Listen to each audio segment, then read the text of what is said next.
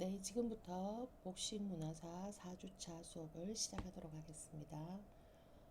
먼저 수업에 들어가기 전에 지난주 제출한 여러분들의 과제를 한 번 더 리뷰하는 시간을 가져보도록 하겠습니다.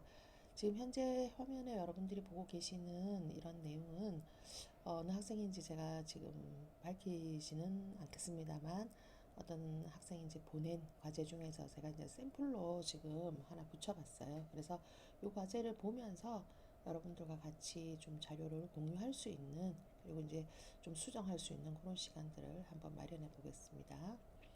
목차 부분을 이 친구는 지금 이렇게 또 표현을 해놨네요. 그래서 이제 우리가 제출한 과제가 뭐였다 하는 것들을 이렇게 미리 보여주고 있는데, 처음에 이제 이렇게 지금 쓸 때 뭐 1번, 2번, 3번, 4번으로 쓰든지 아니면 지금 여기 있는 것처럼 앞에 글 표현해놨는 이런 것들을 차라리 없애버리는 게 나을 것 같아요. 여기서는. 그래서 이게 두 개가 같이 이렇게 부딪힐 필요는 없고요. 이런 식으로 좀 수정을 해주고, 그 다음에 이제 두 번째 거, 이건 이제 제목을 이렇게 했는데, 제가 이제 텍스트를 조금 옮겨 보겠습니다. 이렇게 옮겨서 글자가 이렇게 한 단어가 양쪽으로 아래 위로 분리되지 않도록 이렇게 하는 것이 좀 더 표현적으로 좀 나을 것 같고요. 이제 이런 것들은 안으로 좀 넣어주면 되겠죠. 이렇게 고치고, 그리고 이제 빨간색으로 이렇게 표현되어 있다라는 것은 뭐 어디든지 간에 이제 띄어쓰기라든지 이런 것들이 조금 이제, 그러니까 여러분들이 한번 마지막으로 자료 정리할 때 한번 보시면 요거는 좋을 것 같습니다. 근데 뭐 현대 패션 같은 거를 굳이 이제 띄울 필요는 없을 것 같고요. 자, 이런 식으로 이제 표지 정리를 했고요. 두 번째, 첫 번째 이제 크리트 복식에 대한 특징 같은 것들을 되게 이제 잘 이렇게 내용을 완벽하게 이해한 친구가 아닌가라고 생각이 들 정도로 구체적으로 이렇게 나열을 해줬습니다. 여기도 마찬가지로 그럼 가를 살릴 것인지 이걸 뭐 죽일 것인지 이런 식으로 표현을, 밑에 것도 마찬가지고요. 해주는 게 좋을 것 같습니다. 그 다음 페이지에도 보면은 이제 이런 것들 이렇게 고치고요. 여기서는 이제 고대 다른 시대의 복식, 특히 우리가 이미 한 이집트 복식이랑 비교해서 이렇게 과제에다가 표현을 해줬는데, 그림상으로 봤을 때 이제 어떻게 다른가 하는 것들이 지금 여기에 표현되어 있고요. 여기에 대한 이제 이 친구의 나름의 견해라고 해야 되나요? 그건 이제 이렇게 표현이 돼 있어요. 그래서 해상 중심 문명이 발달을 했기 때문에 크리트만의 어떤 그런 고유한 문화라든지 그다음 복식의 형태를 가지게 되지 않았나라고 아주 정확하게 이렇게 표현을 해줬습니다. 그 다음 마지막으로 이제 크리트 복식과 유사한 현대 패션 디자인이 어떤 것들이 있느냐, 뭐 정확하게 이제 블라우스라든지 이렇게 구체적인 아이템별로 적용 사례들을 컬렉션 자료에서 이제 찾아서 표현을 해줬는데요. 여기에서 살짝 아쉬운 부분을 하나를 지적하자면, 모든 사진을 갖고 올 때 여러분들이 캡처라든지 이렇게 해서 갖고 올때 상하 좌우의 비율을 흐트리면 안 된다라는 거예요. 예를 들어서 이제 이런 사진을 하나 갖고 왔는데, 이 사진에 아마 원본 사진을 보면요, 아마도 이 정도로 이렇게 표현되지 않았을까 싶습니다. 그래서 이 내용을 맞추기 위해서 의도적으로 뭐 한쪽 방향, 상하라든지 좌우라든지 이 방향만을 이렇게 늘리면은 그림이 좀 어색해 보이죠? 이런 식으로 차라리 이게 더 좀 더 정상적인 어떤 그런 그림의 표현이 아닐까 싶습니다. 의외로 또 얘 같은 경우는 너무 길게 해줬어요. 뭐 이 정도가 원래 원본에서 우리가 볼 수 있는 그런 그림이 아닌가. 그래서 이런 식으로 그냥 조금 자연스럽게 여러분들이 좀 이런 식으로 바꿔야 되겠죠. 이렇게 제가 한번 바꿔보겠습니다. 그렇게 해서 이렇게 표현해 준다면 훨씬 아까보다도 조금 어색한 것이 좀 줄어들지 않을까 하는 그런 생각입니다. 그림 갖다 놓을 때 여러분들 사용하는 그런 팁 같은 것들 제가 잠시 알려드렸고요. 그다음에 제가 이제 디올 컬렉션에 왜 디자이너가 좋은 관리하노이냐 이런 질문을 이제 중간에 돌발 퀴즈로 했는데, 원래 이제 디올이라는 그 브랜드가 있죠. 명품 브랜드 디올. 물론 이 브랜드는 디올, 크리스찬 디올이 물론 만들었지만 크리스찬 디올 사후에 이제 그 브랜드의 디자이너를 계속 어, 브랜드의 어떤 캐릭터나 이런 것들을 살리면서 브랜드를 살리기 위한 디자인을 누가 할 것이냐. 거기에서 이제 존 갈리아노가 했다라는 얘기죠. 그러면서 존 갈리아노는 디올 쇼도 사실은 하고 본인 이름으로 된 그런 존 갈리아노 쇼도 컬렉션에서 선보이게 되는 어떤 그런 현상으로 뭐 디자인을 펼쳐나갈 수도 있다라는 거예요. 그래서 이제 존 갈리아노조차도 사실은 한 몇 년 전에 이제 죽음을 맞이했기는 하지만 글쎄요, 요즘 존 갈리아노 쇼를 또 어느 디자이너가 받아서 이렇게 이어나가는지 그건 제가 지금 잘 모르겠는데 이제 컬렉션에 전체적으로 디자이너들이 이제 브랜드에 따라서 이제 그런 브랜드들을 거쳐오면서 또 경력을 쌓고 하면서 자기만의 어떤 독특한 그런 이름으로 컬렉션을 진행하는 그런 경우들이 많습니다. 자, 그리고 이제 출처도 좀 더 정확하게 이렇게 좀 집어줘서 여러분들이 뒤에 따라서 뭐 이런 자료들을 좀 더 디테일하게 보기 위한 자료로 제시를 해놓은 것 같습니다. 자, 이제 그러면은 4주차 복식문화사 이제 그리스 복식에 대한 내용을 본격적으로 수업을 할 건데요. 엄격한 비례와 균형의 조화로 탄생한 그리스 복식이라고 이렇게 부제를 좀 설명을 하고 있습니다. 그러면 엄격한 비례와 균형의 조화라는 것으로 그리스 복식의 어떤 특징을 설명하는 용어로 사용을 했는데 결국은 이게 뭐냐면은 그리스 복식의 어떤 계율을 설명하는 하나의 핵심 키워드다. 이렇게 보면 되겠습니다. 그럼 지금부터 그리스 복식에 대한 특징을 살펴보기 전에 지리 및 기후, 그러니까 기본적인 복식을 설명하는 그런 지리 및 기후에 대한 내용들을 한번 보겠습니다. 딴 것보다도 이제 이 지도를 여러분들이 먼저 한번 살펴보면 참 좋을 것 같아요. 우리가 이제 이전 시간에 한 크레타 섬이라는 게 크리트죠. 이게 이제 에게해 이 내용이 있고, 그럼 여기에 보면은 이제 아테네, 요즘 아테네, 그 다음에 스파르타 해서 여기가 그리스예요. 여기가 이렇게 해서 아테네와 스파르타를 이렇게 표현을 하고 있습니다. 그럼 결국은 이 위쪽은 유럽 대륙이랑 연결이 되어 있고요. 나머지 삼면은 여기도 이렇게 아주 작은 뭐 섬도 있고요. 삼면이 바다여서 어떻게든지 외국과의 교육을 한다든지 할 때는 이 바다를 이용해서 많이 했을 것이다. 그래서 이전에 우리가 수업한 크레타와의 어떤 거리도 아주 가깝고 서로 좀 더 관련성이 있지 않을까. 이런 것들도 한번 생각을 해보고요. 여기도 이제 따뜻한 지중해성 기후. 지중해성 기후 우리 어디서 봤죠? 크리트 할 때 따뜻한 지중해성 기후가요? 아니면 그리스죠? 그리스란다.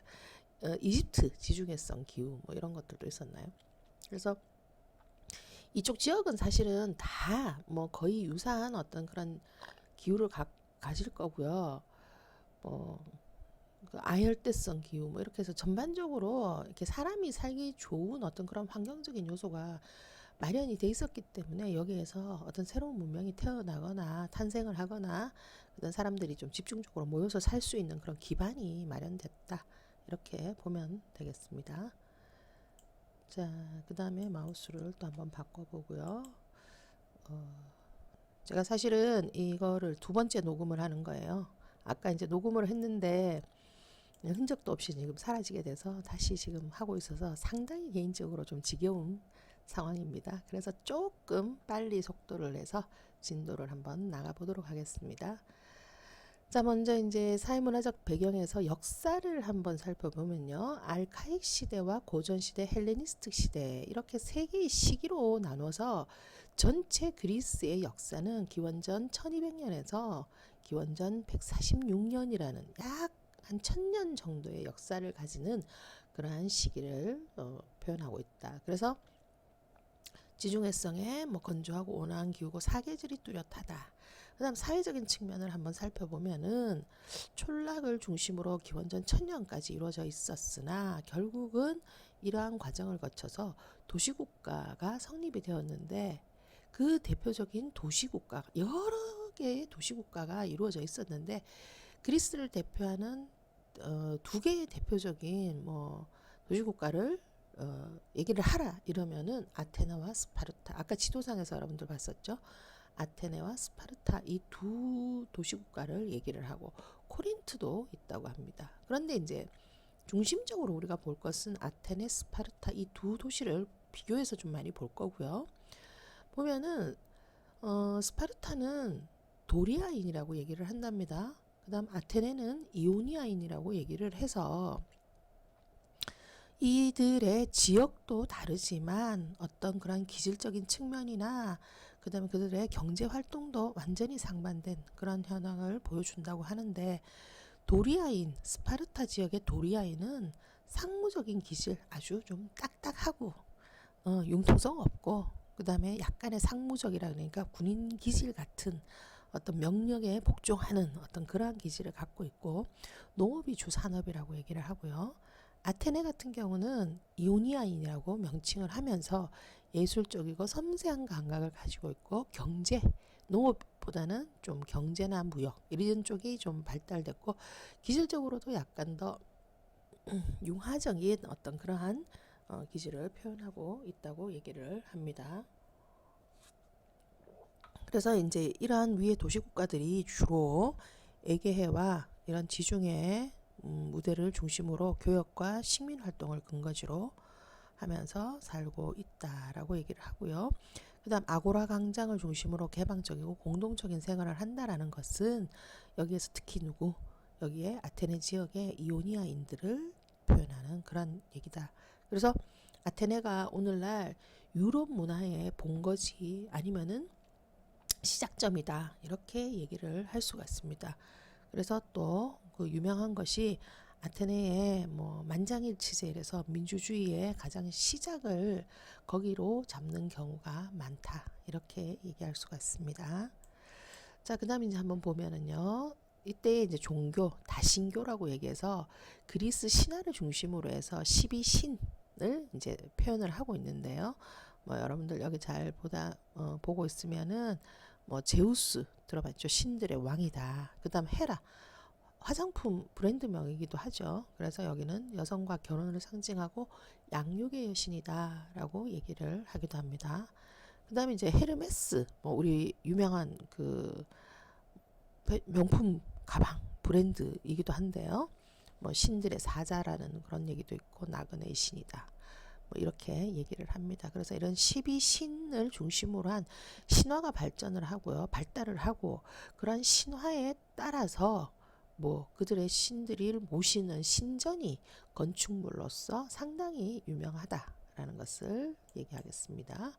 자, 문화의 또 전반적인 측면을 보자면 아까 시대 구분에서도 표현됐던 알카이क 시대, 클래식 시대, 헬레니스틱 시대라고 해서 이 긴 역사 중에서 문화의 역사를 이렇게 좀 나눠보고 그 특징을 한번 살펴보면 알카이क 시대 같은 경우는 아주 이제 좀 내추럴한 느낌 그래서 소박하고 신선한 미가 있고 뭐 정면성이라 그래서 이제 정면형 우리 이집트나 이런 데서 봤던 좀 오래전에 이제 표현 방법들을 볼 수가 있는 거고요.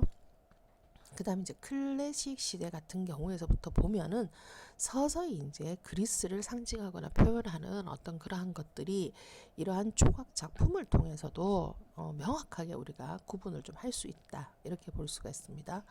그래서 이제 여기 보면은 조함이 이상미를 추구하고 묘사에 아예 아주 이렇게 심혈을 기울였다라고 그러니까 아주 사실적인 그런 묘사들을 많이 했는데 언뜻 잘못 보면은 자 이때 그리스 시대의 모든 남자들은 과연 이렇게 완벽한 미를 육체의 미를 가졌을까? 그건 아니라는 거죠. 그래서 이들의 어떤 이상미를 이상적인 그런 미를 표현하기 위해서 모든 신체들의 어떤 비례 균형을 통한 조화를 만들어냈기 때문에 이러한 그리스 시대의 이상미가 이렇게 조각으로 표현될 수 있었다라고 이해를 하시면 되겠습니다.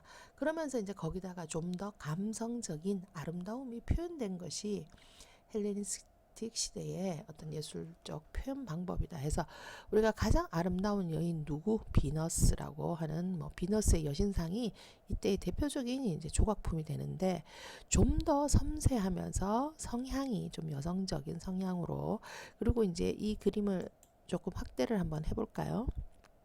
조금 확대를 한번 해보면은 여기에 지금 비너스가 두르고 있는 이런 천의 어떤 모양이 이게 과연 돌을 깎아서 이렇게 자연스럽고 유연한 주름의 만들 수 있을까라는 의구심이 생길 정도로 아주 섬세한 그런 표현들이 되어 있는 것이다. 이렇게 볼 수가 있습니다. 자, 이제 그 다음 페이지를 한번 넘어가 보겠습니다. 사회문화적 배경에서 가장 중요하다라고 얘기하는 것이 뭐냐면은 건축의 파트다. 건축의 파트다. 이렇게 얘기를 할 수가 있습니다. 그래서 건축을 한번 살펴보면은 아까 우리 그 지리적인 배경을 설명을 할 때 크레타와 스파르타라고 얘기를 하면서 크레타 지역을 이오니아인 그 다음에 스파르타 지역에 있는 사람들을 도리아인 이렇게 표현을 한다고 했어요. 근데 그것과 유사하게 여기에 건축의 양식에도 보면은 도리아식이라는 것과 이오니아식이라는 것이 두 가지로 구분이 됩니다.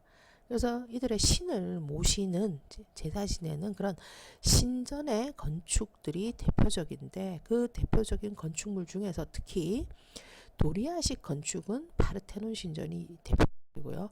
이오니아식 건축은 니케 신전이라는 것이 대표적이다. 이렇게 볼 수가 있습니다.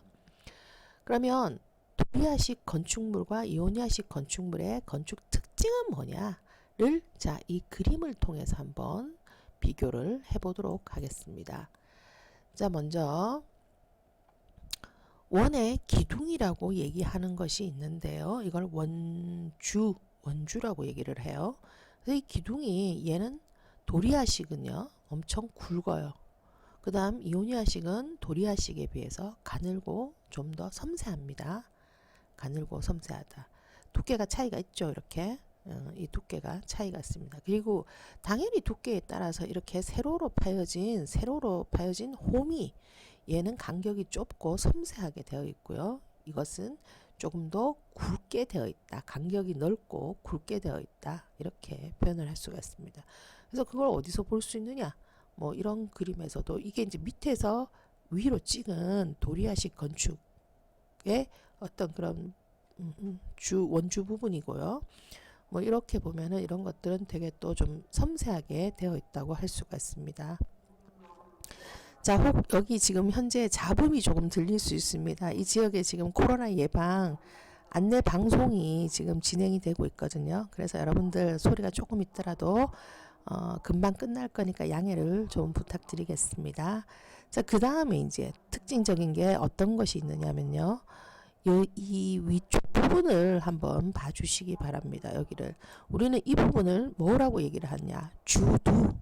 그러니까 원주의 머리 부분이다 해서 주두라고 얘기를 하는데 이 주도 부분이 확연하게 그 건축 양식이 다르게 됩니다. 어떻게 다르냐? 이 도리아식 같은 경우는요, 자, 사각형의 이러한 넓은 판 같은 것들이 주도 부분을 장식을 하고 있다고 보면은 이오니아식은요, 이렇게 끝이 말린 이 모양을 뭐라고 얘기를 하냐? 스크롤이라고 얘기를 합니다. 이러한 스크롤 모양으로 조각된 부분이 이 주도 부분을 장식하고 있다라고 얘기를 합니다. 그래서 전반적으로 비교를 해보면요, 우리가 이 부분은 조금 더 굵고 그 다음에 남성적인 느낌이 난다라고 표현을 하고요. 이 이오니아식은 좀 더 섬세하기 때문에 여성적 표현이다. 그리고 특히 이제 이 스크롤 모양이 뭐예요? 곡선으로 이루어져 있기 때문에 좀 더 섬세한 여성적 취향이다. 이렇게 설명을 하고 있습니다. 그러면 이제 발달 순서는 사실 이렇게 보면 돼요. 이렇게 돼서 도리아식이 좀 더 섬세하게 발전을 해서 이오닉 건축이 된다면 그것이 좀 더 화려하게 발전하는 것이 여기에 나와 있는 코린트식이라고 얘기를 할 수가 있습니다. 근데 이제 이 코린트식은 그리스 후반부에 나와서 이제 표현이 되기는 했지만 사실 이 다음에 우리가 다루어질 로마 시대에서 좀 더 대표적인 건축 양식으로 설명이 될 거기 때문에 여기서는 요 도리아식과 이오니아식 건축물을 중심으로 해서 그리스에는 설명을 한 거라고 보시면 되겠습니다. 자, 이제 그래서 이러한 특징들을 잘 살펴보시고요. 왜 이 건축 양식을 여기서 매우 중요하게 여러분들한테 언급을 하고 있느냐면 이러한 건축과 뒤에 소개되는 복식과의 관계성을 찾아보면은 이러한 지역적인 혹은 뭐 도리아식, 이오니아식의 이런 명칭이 그대로 복식이 적용이 되면서 건축의 특징과 일맥상통하는 현상을 찾아볼 수 있을 것이다 라는 것을 미리 얘기를 하고요. 그 다음에 이제 바로 복식의 개요로 한번 넘어가 보도록 하겠습니다. 그리스 복식을 한마디로 얘기를 한다면 딴 거는 다 두고라도 사실은 세 번째 이게 지금 표현되어 있는 그리스 복식은 드레이퍼리형이다 라는 것을 여러분들이 먼저 기억을 해주면 좋겠습니다. 드레이퍼리형이라는 것은 의복의 유형 중에서 가장 첫 번째의 형이라고 우리가 얘기를 할 수가 있는데 바느질이 되지 않은 그러한 천 한 장을 몸에 둘러 입는 형태다라고 우리가 설명을 했거든요. 그래서 그러한 드레이퍼리형이다라고 여러분들이 이해를 하면 되겠고요. 그런데 아까 우리가 이전에 설명드렸던 건축도 물론 포함이 되겠지만 조각에서의 어떤 그런 형태적 특징을 설명을 할 때 그리스의 모든 이상적인 미를 위해서 비례균형이 조화를 이룬다라는 얘기를 분명히 드렸을 겁니다. 이제 그런 것들이 복식의 표현에도 사실은 좀 적용이 된다 이렇게 보면 되겠습니다. 그래서 자연스러운 듯 보이는데 그 바깥에 표현되는 그 자연스러움 안에는 디자인의 원리 중에서 비례균형 조화라는 그런 엄격한 원리가 사실은 적용이 되면서 이상적인 미로 표현이 된다 하고 있는 것을 우리는 그리스 복식의 특징으로 얘기를 하고 있습니다. 자, 요 얘기를 반드시 기억을 해 주면 좋겠고요. 그 다음 이제 그리스 복식의 가장 대표적인 3대 복식이라고 얘기를 하는 것이 있습니다. 3대 복식. 그것이 뭐냐면은 키톤, 히마티온, 클라미스라고 얘기를 하는데요. 언뜻 이 명칭만 들어서는 여러분들이 상당히 좀 기억하기 힘든 어떤 그런 명칭들이 있을 수가 있습니다. 그래서 이러한 복식사에 나오는 새로운 용어들이라든지 이런 것들은 앞으로 그 복식의 특징과 그 어떤 형태적인 특징 이런 것들을 연관지어서 여러분들이 이해를 해야지만 조금 더 기억하기에 좀 수월한 부분이 아마도 있을 것이다. 이렇게 설명을 할 수가 있습니다. 자, 그럼 첫 번째로요. 도리 키톤, 이오닉 키톤. 자, 3대 복식 중에 첫 번째는 키톤이고요. 가장 대표적인 복식이다라고 얘기를 할 수가 있습니다. 남녀 공이 가장 기본적으로 입는 그러한 복식인데 명칭에서 이렇게 보면은 도리 키톤이라고 하고요. 이오닉 키톤이라고 해서 건축 양식에서 우리가 봤던 그러한 명칭이 복식에 그대로 지금 적용되어져서 표현이 되고 있다라는 거. 그러면 여기서 이제 여러분들이 기억해야 될 게 뭐죠? 건축의 어떤 형태적인 특징과 그것이 복식에 좀 영향을 끼친 부분이 있지 않을까라는 거. 그것을 찾아내는 것이 이 키톤의 특징을 이해하는 가장 첫 번째 내용이다. 이렇게 볼 수가 있겠습니다. 자, 그래서 이제 여기 보면은요. 도리 키톤을 먼저 한번 보면은 도리아 지방 도리아 지방이 어디죠? 스파르타 지역이었죠. 그래서 그쪽 지역의 남녀의 기본 복식으로 있는데 어떻게 얘는 구성이 됐나? 자, 이 밑에 아주 작은 그림을 조금 더 제가 확대해서 여러분들한테 한번 보여드리겠습니다. 천이 있어요. 넓고 폭이 아주 넓은, 얼마나 넓어? 사람 팔 벌린 부분만큼의 2배가 되는 그런 넓이고요. 길이는, 높이는 어느 정도냐? 발목에서 어깨까지 길이에다가 이 앞으로 늘어져 있는 이 부분의 길이가 한 30에서 40cm 정도가 된다고 얘기를 하거든요. 더해준 길이. 그러면서 이제 옆이 접혀져 있어요. 그래서 여기 몸이 들어간다고 보면 사람 몸이 여기 끼워지는 거죠. 그런데 어깨쯤에서 이렇게 뭔가로 고정을 시켜놨다. 이렇게 하는데 잘 한번 보세요, 여러분. 얘는 소재가 그럼 과연 뭘까?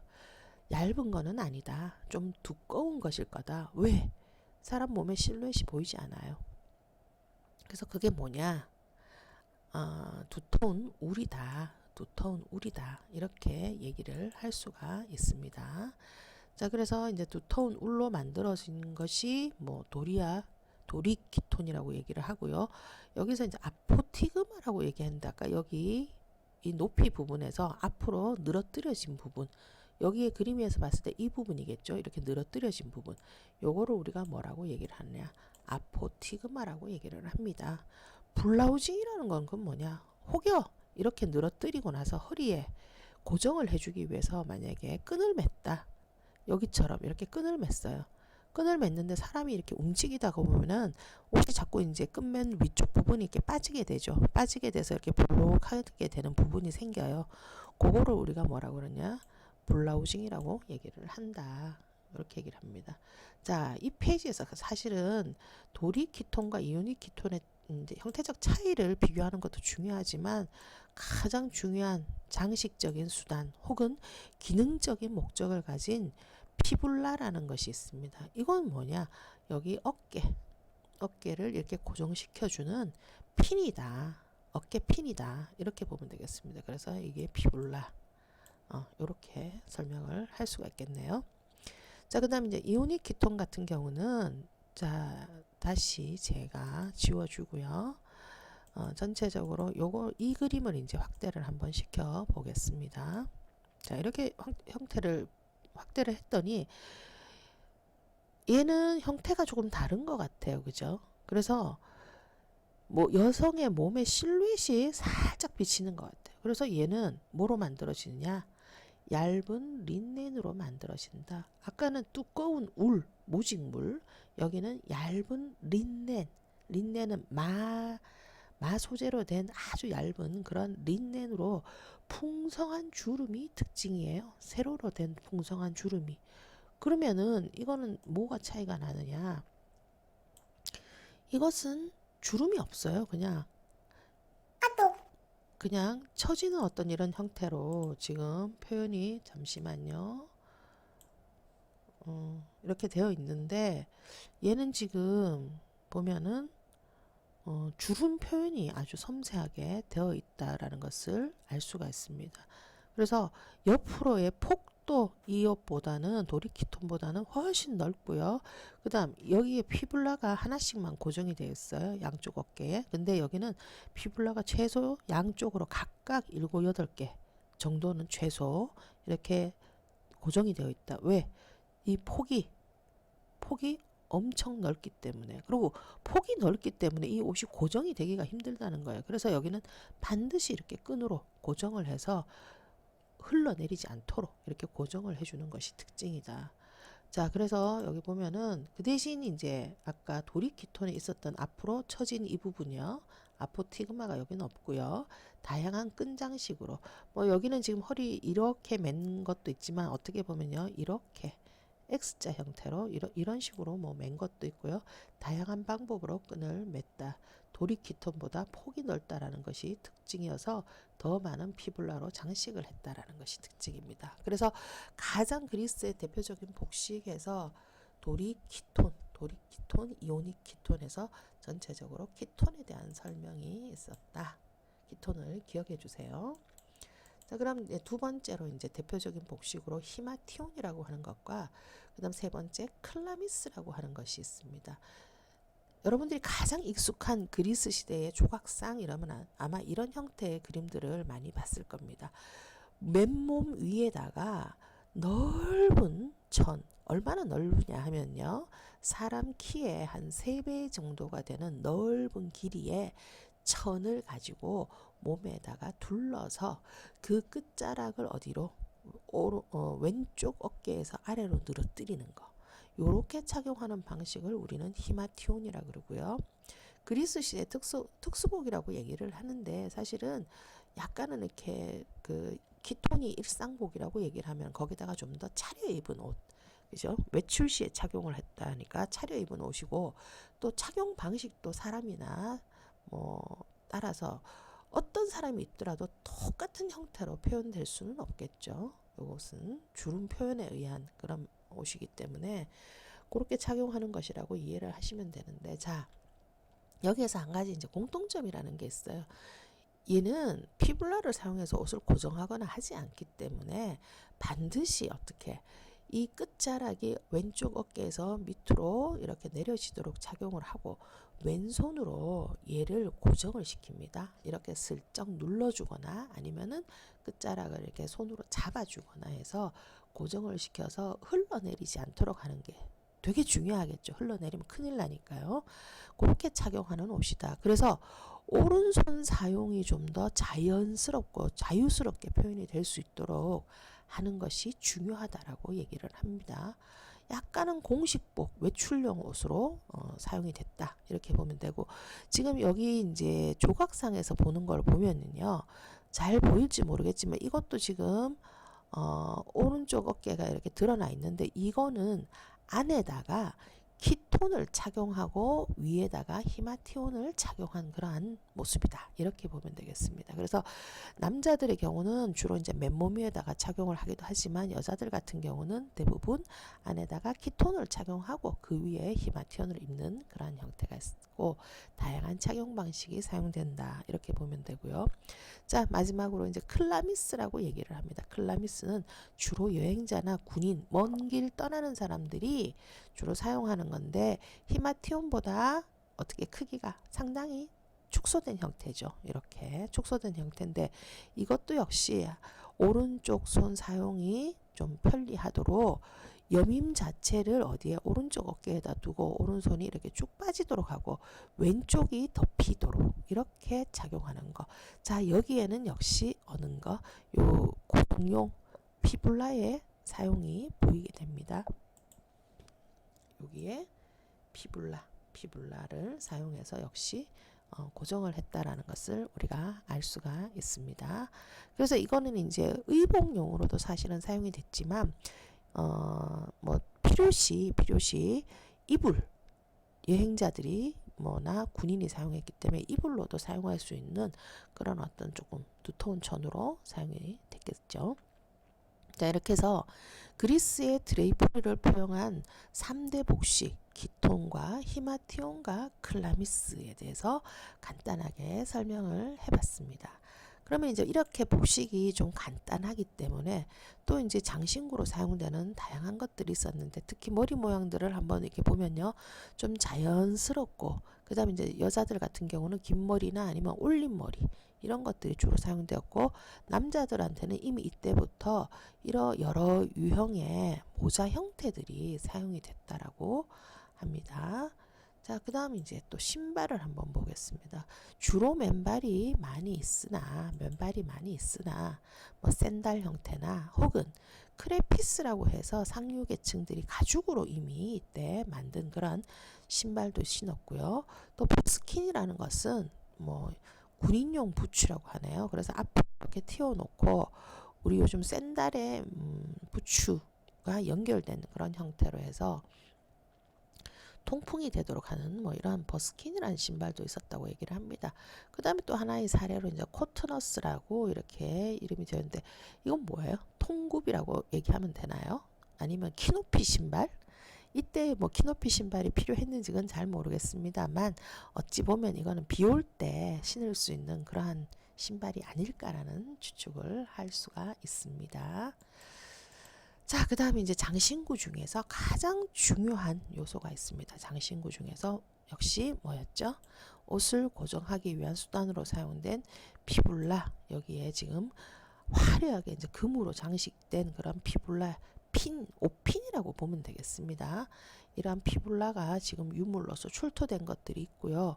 뭐 이미 이때 목걸이나 귀걸이, 반지, 양산 부채 뭐 이런 것들이 이미 나와 있다고 얘기를 하는데요. 자, 이 모든 장신구도 역시 조형 원리인 비례균형 율동을 아주 잘 표현한 좀 수준 높은 그런 작품들이 많다라고 얘기를 합니다. 하나의 뭐 에피소드를 얘기하자면은 이 피불라가 사실은 장식적이고 기능적인 목적으로 사용이 됐지만 또 어느 한때는 사람을 죽이는 살인 무기로 또 등장이 돼서 이 피불라의 사용을 또 제한한 적도 있다고 그렇게 얘기를 하기도 합니다. 자, 그러면 다음 페이지로 한번 넘어가 보도록 하겠습니다. 자, 그래서 이제 우리가 이러한 그리스 복식이 좀 표현된 그런 영화들이 뭐가 있는지를 학생들한테 이제 조사를 한번 해보라 했어요. 그랬더니 이제 트로이라는 이러한 영화가 있다고 얘기를 하네요. 그래서 이제 이 트로이라는 영화의 뭐 내용은 저도 안 봐서 잘은 모르겠습니다만 이런 장면들을 이렇게 이제 한번 통해서 보면은 여기에 이렇게 보면은 옆모습만 표현되어 있어서 사실은 잘은 뭐 명확하게는 잘 모르겠습니다만 자, 이러한 형태나 이러한 형태를 보면 세로로 긴 줄이 나와 있고요. 그 다음 어깨를 이렇게 뭐 여민 거. 그래서 이오닉 키톤을 표현한 것이 아닌가. 그리고 이제 이 이오닉 키톤 위에 이렇게 이제 뭐 하나 두른 것 같이 보이죠? 이런 것들이 뭐냐? 히마티온이 아닐까. 그 다음 이 여성이 지금 이렇게 착용하고 있는 거 안에 이렇게 입은 것들은 뭐 키톤일 것이고 위에다 만약에 뭔가를 걸쳤으면은 이거는 히마티온이 아닌가 이렇게 추측을 합니다. 자, 그 다음에 이제 화면 한번 보면요. 알렉산더라는 영화도 역시 2004년에 만들어졌다고 얘기를 하네요. 그래서 이제 이런 데들도 보면은 뭐 여성이 지금 안에다가 뭘 하나 입고 바깥에 걸친 이런 형태가 히마티온일 것 같다라는 것이고요. 그 다음에 이제 여기 보면은 이 남성이 지금 입은 것은 아마도 도리키톤을 하는 것 같아요. 그래서 양쪽 어깨 하나에 이제 고정으로 이렇게 이루어져 있고 뭐 좀 두꺼운 천인 것 같아요. 그래서 요 안에 입은 거 요건 도리키톤이다. 자, 그 다음에 이제 이게 메인이 사실은 이 사람이 메인인데 우리의 시선은 어디로 이제 좀 봤으면 좋겠느냐 하면은 이쪽에 흰색 옷을 입은 사람들 쪽으로 우리의 시선을 한번 갖고 가보면은 우리가 이전에 설명한 그런 복식들과 유사한 어떤 그런 것들을 찾아볼 수가 있을 것 같습니다. 그래서 이제 맨몸에다가 이렇게 지금 둘러서 여기서도 아주 정확하게 지금 표현을 하고 있는 것 같아요.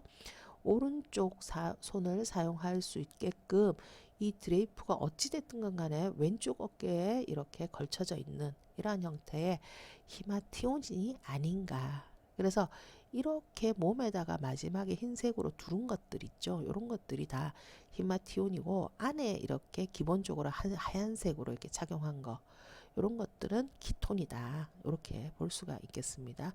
그래서 유사한 이런 형태의 키톤 형태를 지금 볼 수 있다라는 것. 자, 그 다음 이제 응용된 뭐 다양한 키톤의 드레이퍼리가 적용된 그런 현대복의 이제 사례라고 지금 소개를 하고 있습니다. 그래서 우리가 여름에 입는 심플한 그런 블라우스, 슬리브리스 블라우스의 형태인데 뭐 어깨만 고정해서 이렇게 아래로 통형으로 이렇게 주름지고요. 그 다음 허리에 이제 벨트나 끈을 하게 되는 이런 것들이 약간의 이제 키톤과 유사한 형태가 아니냐. 이것도 이제 어떻게 보면은 통형으로 이렇게 이루어져 있는데 허리에 이제 벨트를 해서 사실은 고정한 그런 드레이퍼리형 의복에 속하는 것. 이것도 역시 마찬가지죠. 자, 그래서 이제 이런 복식들을 한번 표현을 해봤고요. 컬렉션에 소개된 어떤 그런 건데 뭐 이게 연도를 지금 찾지를 못했네요. 연도를. 그래서 다양하게 아주 이제 색상이나 이런 것들을 봤을 때도 내추럴하면서도 심플하게 이제 표현된 그리스적인 복식의 어떤 그런 영감이 여기에 이 컬렉션에 표현되지 않았나. 되게 자연스러운 이런 주름의 표현 이런 것들 그죠? 이런 세로로 된 뭐 아주 몸의 형태에 따라서 자연스럽게 만들어지는 이런 드레이퍼리의 특징이 표현된 그런 옷을 지금 컬렉션에서 선보여주고 있다. 이렇게 보면 되겠습니다. 자, 그래서 이러한 형태적인 것을 여러분들이 찾아보면서 자꾸 이제 한번 연관을 지어 보는 거죠. 그리스의 복식의 전반적인 특징은 한눈에 머리끝에서 발끝까지를 이렇게 훑어봤을 때 어떤 좀 부자연스러움이나 이런 것들이 없는 비례와 균형이 어우러진 그것이 또 조화가 돼서 좀 모든 인간이 표현할 수 없는 그런 인간의 이상적인 완벽한 이상적인 몸을 만들어내는데 조형 원리가 숨어 있다. 이렇게 이해를 하면 되겠고요. 그 다음에 이제 가장 기본적인 복식의 자체가 드레이퍼리형으로 이렇게 표현된 복식이다. 이렇게 이해를 하면 되겠고, 그 다음 가장 대표적인 복식은 키톤과 히마티온이라는 것과 그 다음에 클라미스라는 이런 3대 복식이 있는데, 키톤은 우리가 중요하게 생각했던 건축의 양식과 비교해서 그 형태적인 특징이 좀 유사하더라. 이렇게 기억을 하면 좋겠습니다. 자, 마지막 페이지에 어떤 것들을 표현을 해줬냐면요. 도리아인, 이오니아인 혹은 도리 이오닉식이라고 표현을 하는데요. 자, 그러면 그 지역에 머무는 사람들의 어떤 기질적인 성격이 어떠하냐. 되게 상무적이고 남성적인 좀 선이 굵은 그런 표현이다. 그 다음 아테네를 중심으로 한 이오니아 지역은 온건하면서 좀 섬세한 예술적 표현을 중시하는 그 여성적 취향이다. 이렇게 얘기를 할 수가 있다. 그래서 도리아, 이오니아의 이 구분을 가지고 성격적인 측면을 구분할 수가 있고 건축과 복식의 측면으로 나눠서도 구분을 할 수가 있다라는 거죠. 그래서 이제 건축의 측면을 보고 구분을 한번 해보면, 자, 건축에 있어서 도리아식 건축의 대표적인 건물은 뭐였다? 파르테논 신전. 우리가 이제 실제 가보지는 않았지만 뭐 눈으로 익히 여러 번 많이 이제 본 그런 파르테논 신전이 도리아식 건축의 대표적인 거였는데, 굵은 원기둥의 굵은 세로움이 특징이고, 원주의 그 머리 부분이 매우 단순하고 소박한 느낌으로 사각형의 어떤 그런 형태들이 위에 무겁게 이렇게 얹어져 있는 그 건축물이었고요. 대표적으로 파르테논 신전이다. 이오니아식 건축에서는 원주가 가늘고 세로로 파인 홈이 섬세하다. 가늘다. 섬세하다. 이 표현이 좀 더 맞겠죠. 잠시 제가 좀 고쳐보겠습니다. 섬세하다. 그 다음에 이제 이것도 제가 이제 고치라고 했는 걸로 이렇게 하면은 홈이 섬세하다. 그 다음 주두의 스크롤 부분 여러분들 기억나죠? 양쪽 끝이 이렇게 원형으로 말려 들어가 있는 그런 스크롤이 도리아식 건축에 비해서 다소 화려하게 장식이 되어 있고, 대표적인 건축은 니케 신전이다. 이렇게 얘기할 수가 있습니다. 복식에 있어서 도리키톤이라는 것은 폭이 좁아요. 뭐에 비해서? 이오닉 기톤에 비해서 좀 좁다. 그래서 또 주름이 아주 굵은 주름으로 표현이 돼요. 두꺼운 울로 짜여져서 이 직물 자체가 두꺼운 울로 짜여져서 굵은 주름 표현이 되고 다소 활동적이다. 왜? 폭이 이오닉 키톤보다 넓지 않기 때문에 활동적이죠. 그 다음에 이제 이렇게 두꺼운 울로 구성이 되어 있다. 이 그림하고 이 그림을 서로 비교해 봤을 때 실루엣이 여기는 보이고 여기는 몸의 실루엣이 보이지 않는다라는 그런 특징이 있습니다. 그 다음에 이오닉 키톤은 폭이 이거에 비해서 훨씬 넓어요. 넓고, 그 다음 천 자체가 섬세하고 요연한 어떤 얇은 린넨으로 구성이 되어 있기 때문에 조금 이 도리키톤보다는 비활동적이고 하다. 그래서 여기에서는 반드시 뭘 해줘야 된다 했어요. 이게 폭이 너무 넓기 때문에 의복을 고정시킬 수 있는 여기에 끈을 매준다. 혹은 그러한 끈이 여기에도 이렇게 장식이 되겠지만, 자, 이렇게 이렇게 어깨 쪽으로 돌려서도 장식을 하는 그런 끈들의 형태가 보이고요. 여기서 지금 하나 표현이 안 된 게 도리키톤에만 있고 이오니키톤에 없는 것이 있어요. 요 아포티그마라는 거죠. 앞으로 이렇게 쭉 늘어져 있는 아포티그마가 도리키톤에는 있고 이오니키톤에는 없다. 요거를 기억해 주면 좋겠습니다. 자, 요렇게 해서. 그래서 그리스 복식에 있어서는 건축 양식의 특징이 지역의 사람들의 성격과 그다음 이것이 결국은 복식에까지 영향을 미치는 그러한 어떤 특징을 우리가 전체적으로 한번 비교해서 설명을 해봤다라는 것이 가장 큰 특징이라고 보면 되겠고요. 자, 이제 키톤에 대한 것 말고 또 히마티온이라는 복식이 있었고 또 뭐가 있었죠? 클라미스라는 군인이나 여행자가 뭐 의복 용도 이외의 이불로 사용되었던 그런 복식도 있어서 요것이 3대 복식이다. 그 다음 여기서 이제 가장 많이 그 장식적인 요소 혹은 기능적인 요소로서 여러분들이 꼭 기억해야 되는 복식의 명칭 중에 하나가 뭐다? 벌써 뭐 눈치를 챘는지 모르겠지만 자, 여기에 고정으로 그 다음 여기는 이제 이렇게 좀 많이 있겠죠. 여기에 어깨 쪽에 이렇게 있는 피불라라고 우리가 명명하는 그러한 옷핀의 이름을 꼭 기억을 좀 하라. 이거를 당부를 드리고 싶습니다. 그래서 전체적으로 그리스의 어떤 복식은 왜 중요하냐? 모든 역사가 그러하고 하겠지만 유럽 대륙에 있어서 어떤 새로운 문화 내지는 문명을 위한 어떤 시초의 발신지의 역할을 하는 것이 그리스에서부터 시작을 한다라는 거. 그래서 이러한 그리스의 복식이 어떻게 보면 유럽 대륙의 초기의 복식으로서 가장 중요한 시작점을 알리는 것이다. 이렇게 생각하면 되겠습니다. 그러면 이제 오늘은 그리스 복식에 대한 걸 했고요. 다음 시간에 뭘 하느냐? 로마 복식에 대해서 하는데 이러한 그리스 복식이 바탕이 돼서 이것이 좀 더 화려하고 양적으로 풍부해지고 정교하게 표현되어지는 로마의 복식이다.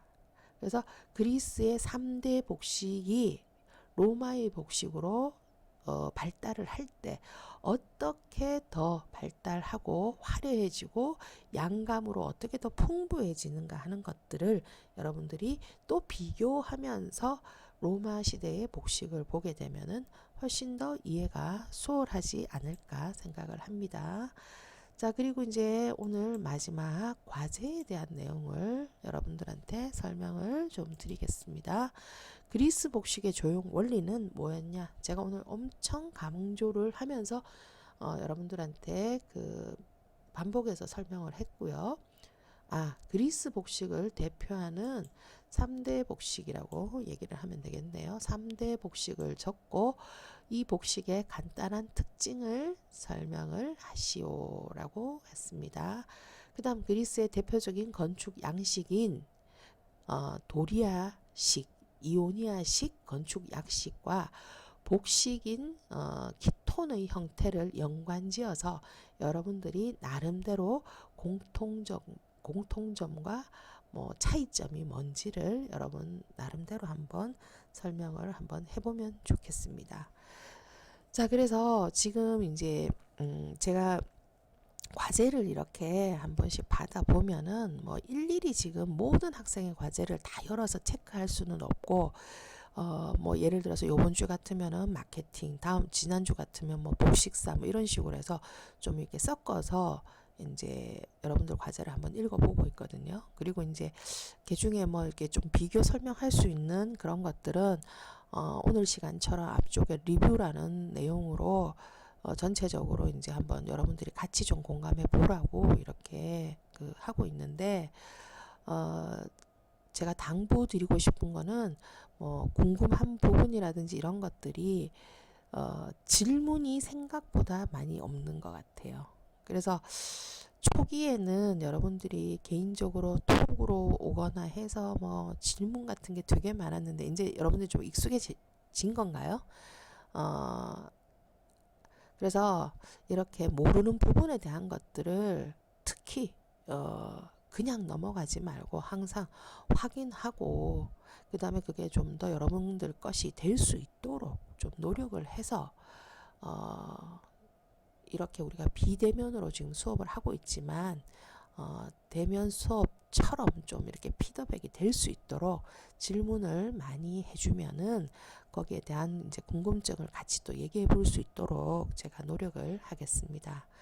그래서 지금 집에서 머물면서 이렇게 과제를 하면서 이렇게 대학 시절을 시작을 한다는 것이 여러분들한테 너무나도 안타까운 일임을 저 역시도 알고 있지만 학교는 저희가 교수님들이 잘 지키고 있습니다. 그래서 언제 어느 순간에 여러분들이 오더라도 바로 수업에 임하고 할 수 있는 그런 환경을 만들어 놓고 있을 테니까 이 캠퍼스가 그립다면 개인 위생이라든지 또 사회적 거리두기라든지 이런 것들을 여러분들이 먼저 실천하면서 빨리 올 수 있는 그런 환경과 분위기를 만드는 것이 중요할 거라고 생각합니다. 자, 그러면은 4주차 복식문화사 수업을 마치도록 하겠습니다. 수고하셨습니다.